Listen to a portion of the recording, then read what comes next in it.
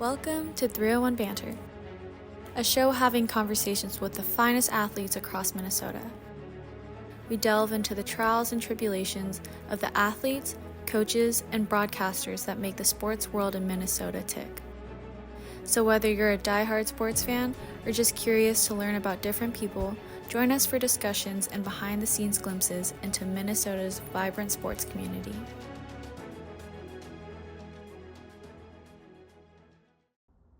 From Lakeville North standout to two-time Walter Cup champion, today's guest has been a proven winner at every level of the game. Standing at 5'9" on the blue line, she has patrolled the ice for 5 seasons at Lakeville North, where she racked up 136 points in 117 games as a defenseman. She wore the C twice and helped her team finish at 3rd place at state as just an 8th grader. She then took her talents to the University of Minnesota Duluth, logging 163 games over 5 seasons with a plus 85 rating, and became a pillar on one of the most respected defensive units in college hockey. From there, she turned pro with the Minnesota Frost, winning back-to-back Walter Cups in her first 2 seasons. This offseason, she made headlines by signing with the Montreal Victory. She's got leadership, longevity, and hardware. Maggie Flaherty joins 301 Banter right now. All right. Maggie Flaherty, thank you for joining us here on 301 Banter today. Happy to be here. Thanks for having me. And we'll start back at the beginning, kind of go in chronological order here. What initially drew you to the sport of hockey? I think I started when I was 3 years old. I mean, my older brother and sister both played hockey, and I was the youngest out of the 3 of us. So my mom just kind of went with the flow of it and also threw me out on skates. So yeah, no one else in my family besides my siblings played. So I just, yeah, got caught in the younger sibling and just got thrown out there, but loved it ever since. Yeah, for sure. And I feel like that's a lot of younger siblings too end up being the one that ends up having the most success too, Yeah. and being able to play against that better competition growing up. Yeah, absolutely. Like, playing against your siblings, yeah, everything's competitive. Yeah, for sure. So you played high school hockey here in Minnesota for Lakeville North, and it was at a time too when both the boys and girls team was finding a lot of success Yeah. for Lakeville North, and that obviously, like, you guys made it to the state tournament when you were in 8th grade. Obviously the team with Ottinger and the Palings on the other side, the undefeated season. How much support did the two teams show each other? I would say a lot. I mean, I feel like anytime you play at that higher level, like people kind of bond over that anyway. So to see both of our boys and girls teams being successful, and like it's a lot more fun when you're winning, like you know what I'm saying? So yeah, like the guys would come to our games, we would go to their games. I mean, people were friends off the ice too. So I mean, it was like its own little community of just both teams. Yeah, for sure. So, like I mentioned, you made it to the state tournament. Got 3rd place when you were in 8th grade. I like some of these interviews with Nate Prosser on before he made it to the state tournament before he in high school, and what was it like playing at the X before, for 2 years you called the X home? Yeah, I think playing in Minnesota and growing up in Minnesota, you always hear about the state tournament being at the X, and like it's the place to be at the when it comes to the end of the season. So to actually have that happen was a dream come true. And also, like, you grow up going to Wild games, and like they have college games there sometimes. So it's like you go to every event there. And then to be able to play under the bright lights at the X, it was really special because that's all you really think about when you're at that age. Right, right. Um, and more of the people in the student sections too cheering you on, and Absolutely. Like all your family, your friends, I mean, your friends get out of school to go to your games, and like, so yeah, a lot of people in the stands that so it's fun to play in front of a bigger crowd than normal. Yeah. So then you were a captain for uh Lakeville North. What did it mean to be able to wear, a letter at all for them?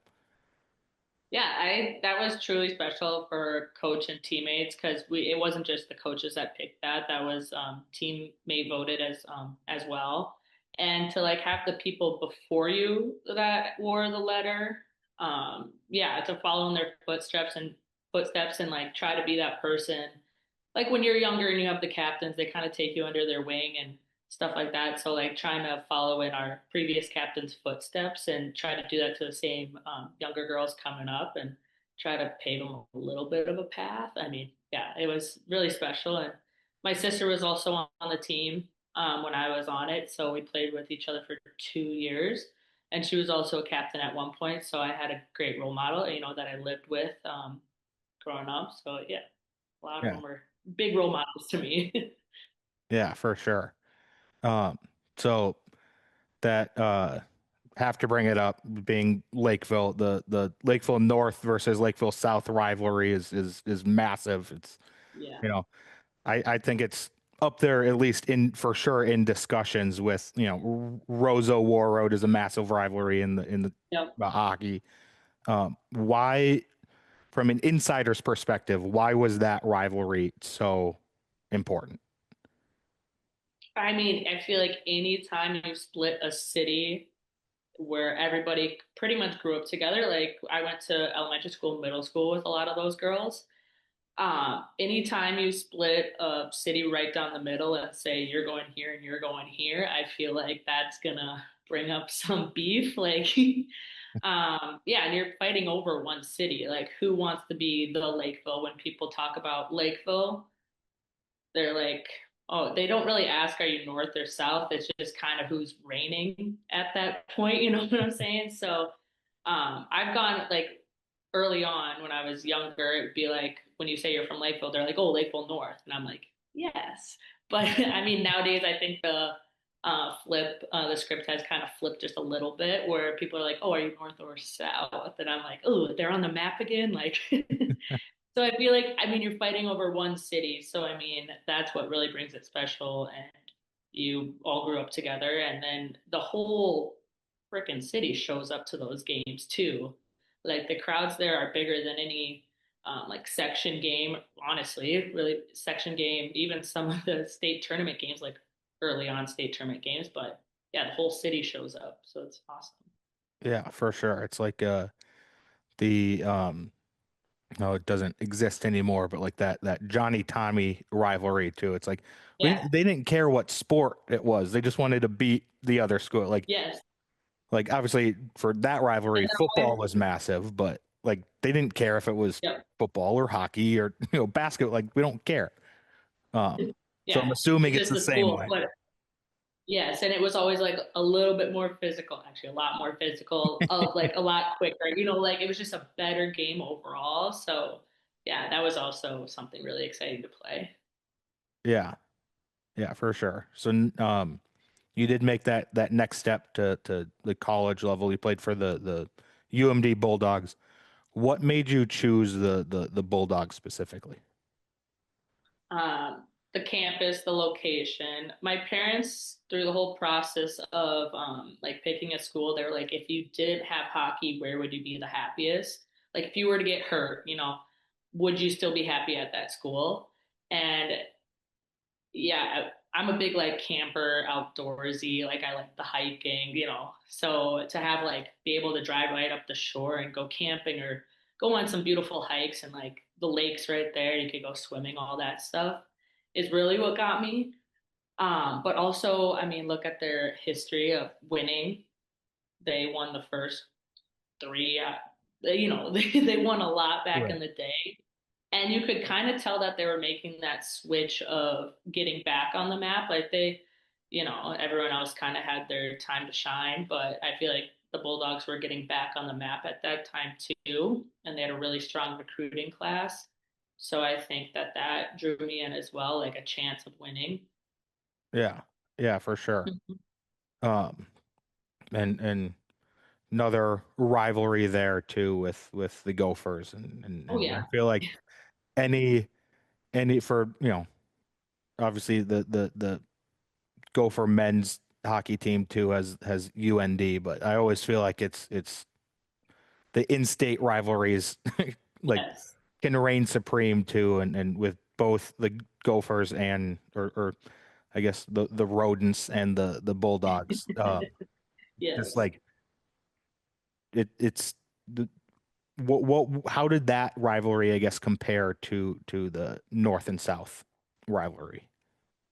Oh gosh, I would say, I mean, honestly, pretty similar. When you got a 2 hour drive down 35, and like that's another really good team in the state of Minnesota. And I mean, now you're not really fighting for a city anymore. Like you're fighting for kind of when people think of Minnesota hockey, it's like, oh yeah, like the Bulldogs, not just the Minnesota Gophers.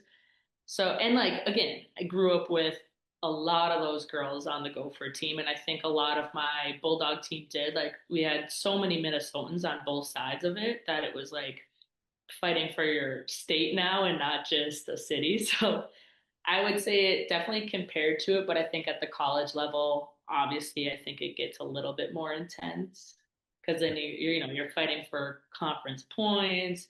You're going to see them later in playoffs, like all that stuff. So it means a Yeah. little bit more in that way. Yeah. Which I do think the NCAA needs to bring back that conference on the men's side too, not just have the Big Ten and the NCHC. I think they need to Yeah. bring that back. I don't think they're Where going everyone's to. like a little closer on the map Yeah, together. I don't Yeah. think they're going to, but I think they should. I agree Uh, with you. but yeah, so then you played um, over 150 games at UMD, 5 seasons. Obviously, the weird COVID season. um, I appreciate that season, but yeah, yeah, yeah. um, but how did your game change over those 5 seasons?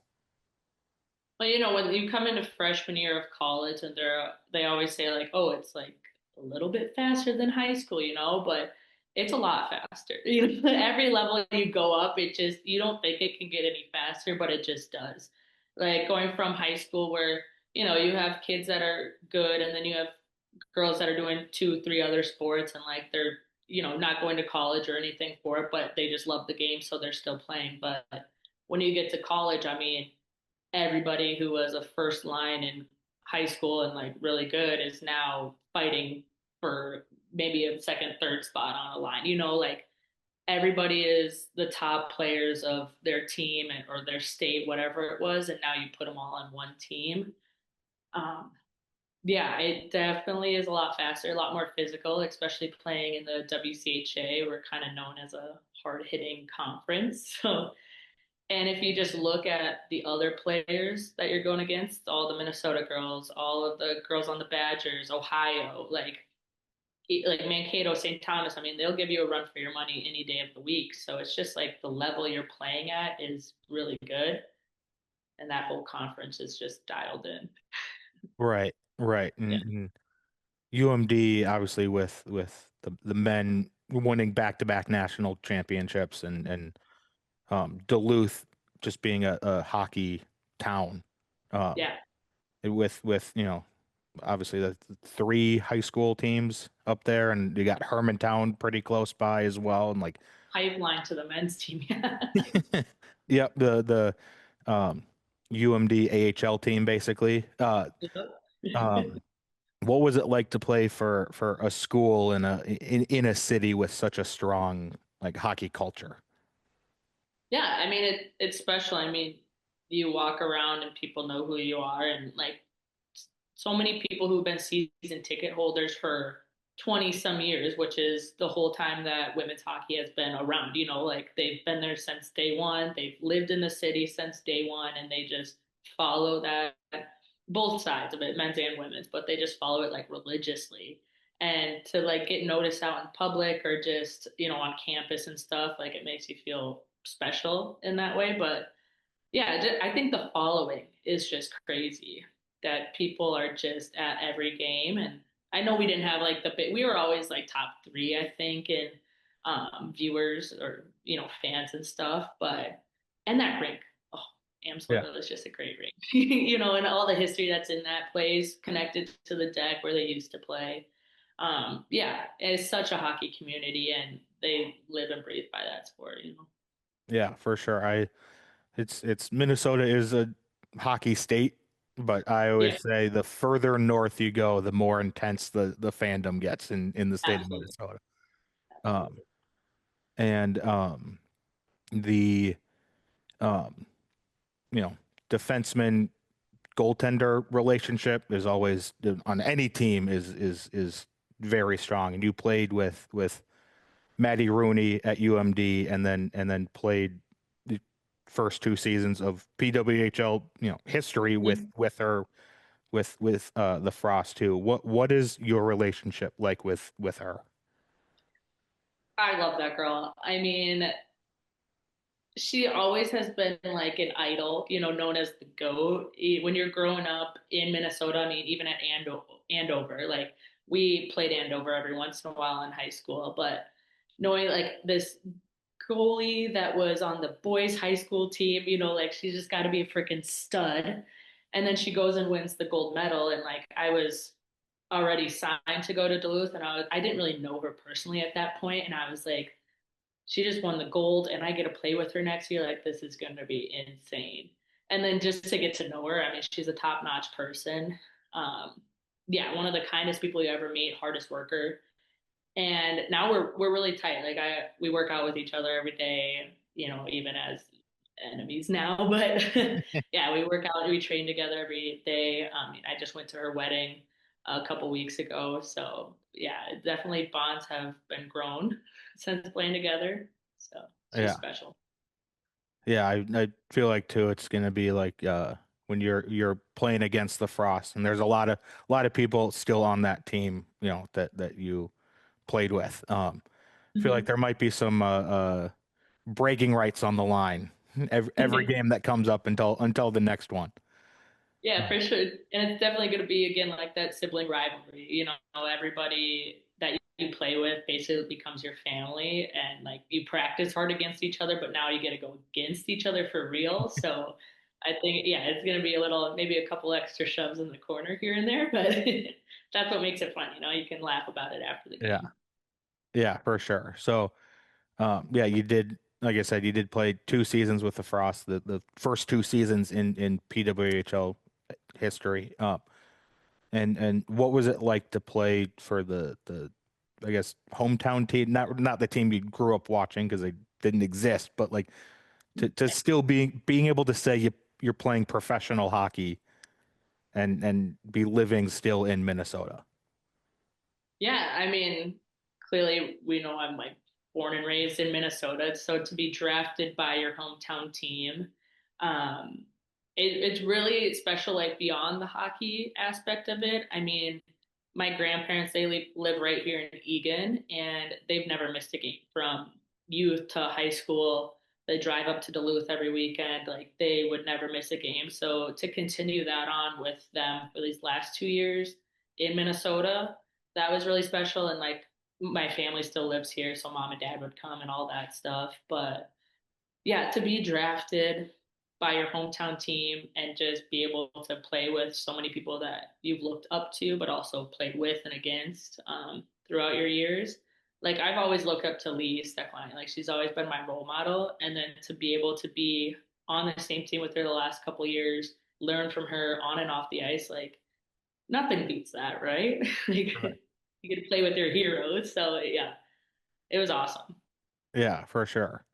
Um, so we've had um, many people on this show, and a lot of them do have this. So I want to ask you, um, what is your welcome to the PWHL moment, if you have one at all?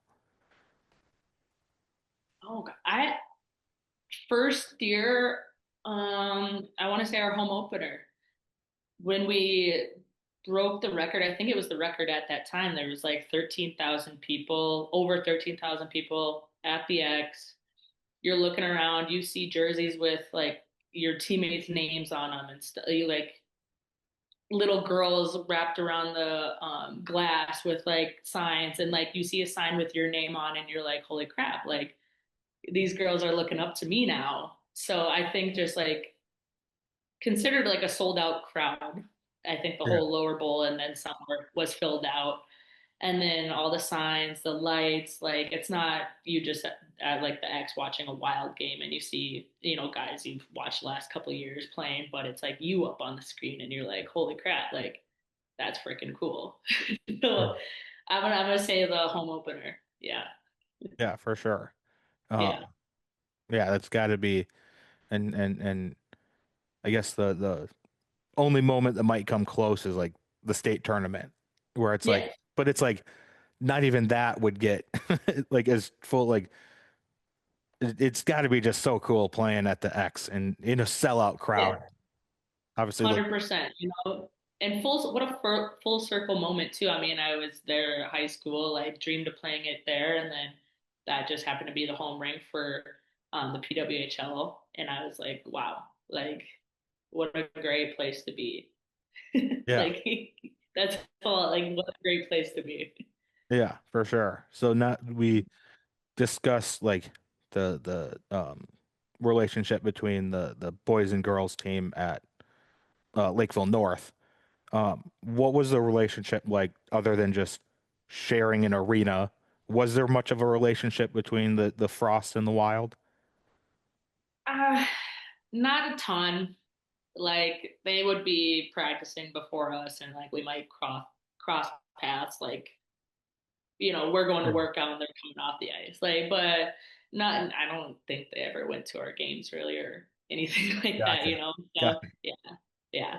Yeah. So Now it yeah, a little bit tougher in the pros too when you guys are yeah, actually traveling out of state and not yeah. just a half-hour bus ride down down the road. Right, right. Um, so you actually have to take flights and stuff to get wherever you're going, especially Yes, and mid. they're always. I mean, Yeah, they're always on the road. Like 80 some game season. I mean, if we were on 12+ day road trips, like yeah, yeah, we never really. Yeah, right. Especially the Frost too, just with how many Eastern, all the other teams, up until this year with Seattle and Vancouver, like all the other teams are in the northeast of the US or like in that like southeast area of Canada. So they're all right next to each other. It's just the yeah, Frost need to travel a yeah. bunch of long distances.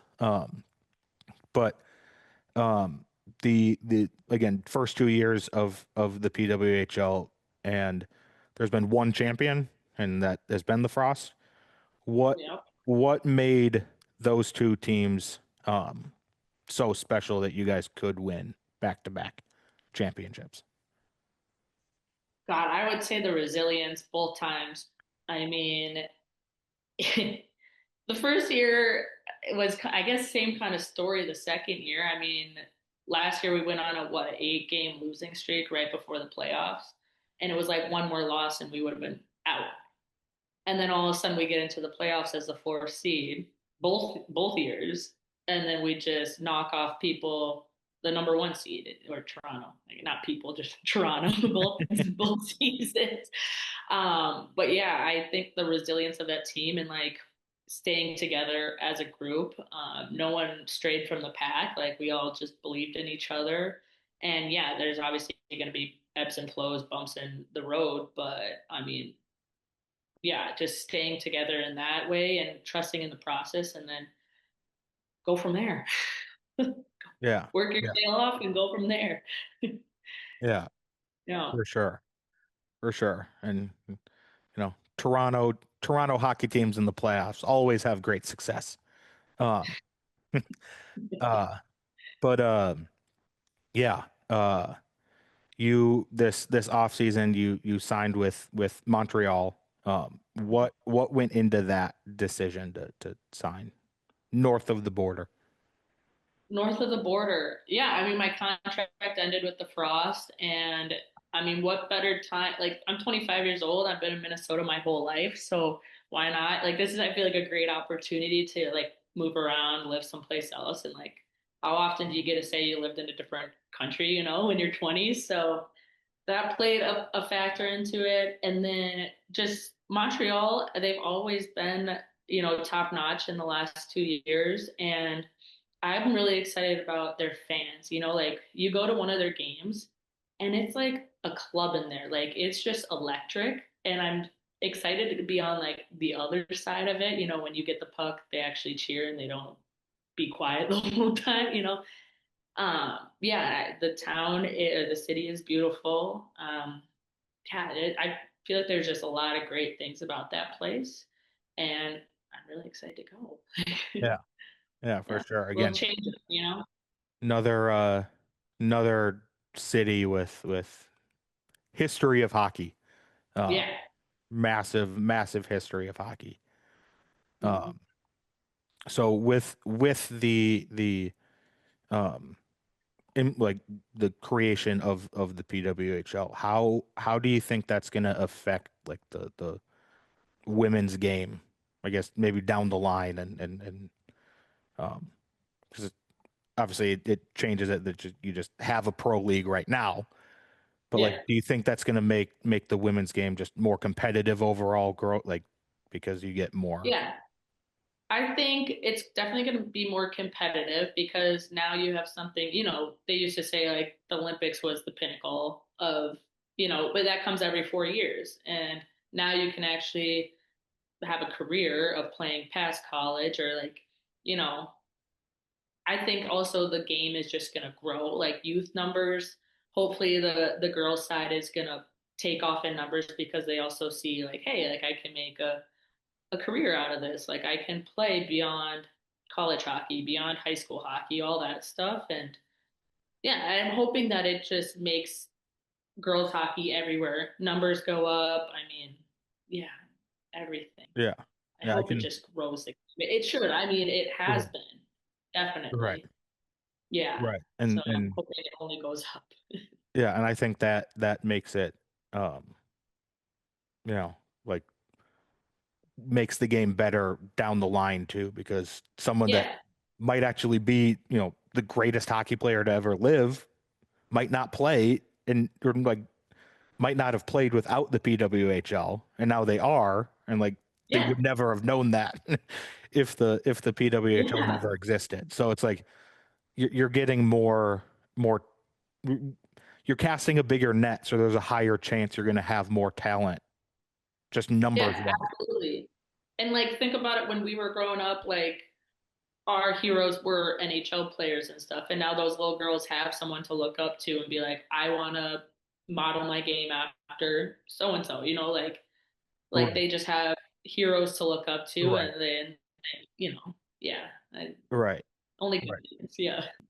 And again, yeah, having more women to look, having young girls having more women to look up to too, but also just Mhm. more hockey players in general to look up to, Yeah. Yeah. regardless of gender. Yeah. Just having more hockey players to look up to as well is Absolutely. gonna help. Um, so speaking of that, we've got final question here, and this is the question we ask every athlete that comes on here, and it's we'll make it specific to your sport. So specifically to hockey players, what advice do you have for young hockey players that are looking to play past like high school or youth hockey? I always say work hard and have fun. I mean, especially if it is a job.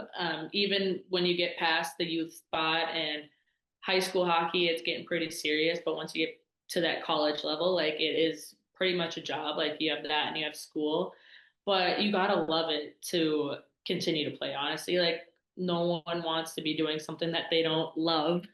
But yeah, I always say work hard, have fun. Shoot those extra 500 pucks in your garage, like when you have extra time, get your homework done and then go shoot some pucks.